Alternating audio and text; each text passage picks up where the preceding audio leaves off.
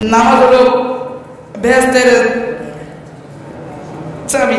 জামিয়াতুদ দাওয়া আল মাদানিয়ার পক্ষ থেকে কর্তৃক আয়োজিত আজকের বক্তৃতা প্রতিযোগিতার সম্মানিত সভাপতি ও আমার সম্মানিত সভাপতি, বিজ্ঞ বিচারক মণ্ডলী, সুদক্ষ পরিচালক ও আমার সামনে সবুজ বাংলা দূর দূরান্ত থেকে আসা ইমাম পিপাসে বাইরে, আপনাদের সবাইকে আমার পক্ষ থেকে জানাই আসসালামু আলাইকুম।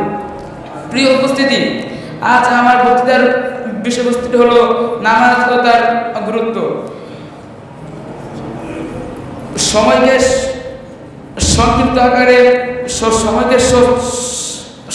আকারে উক্ত বিষয়টিকে সামনে রেখে আপনার সাথে আলোচনা করার চেষ্টা করব ইনশাআল্লাহ। প্রিয় উপস্থিতি, আমরা সকলেই জানি যে ইসলামের 5টি স্তম্ভ আছে। এই 5টি স্তম্ভের মধ্যে তৃতীয় স্তম্ভটি হচ্ছে নামাজ।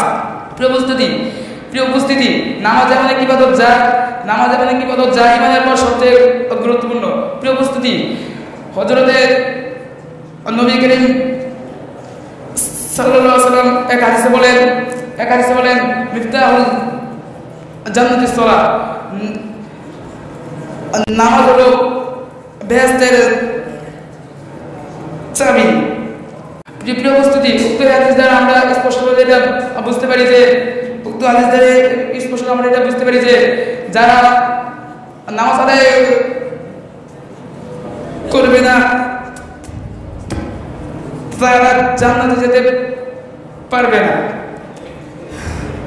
প্রিয় উপস্থিতি, হুজুর আকরাম সাল্লাল্লাহু আলাইহি ওয়াসাল্লাম কথা বলেন যে আবুমা ইউহাসাবু বিহিল আবদু ইয়াউমাল কিয়ামাতিস সালাত, কিয়ামতের দিন সর্বপ্রথম বান্দার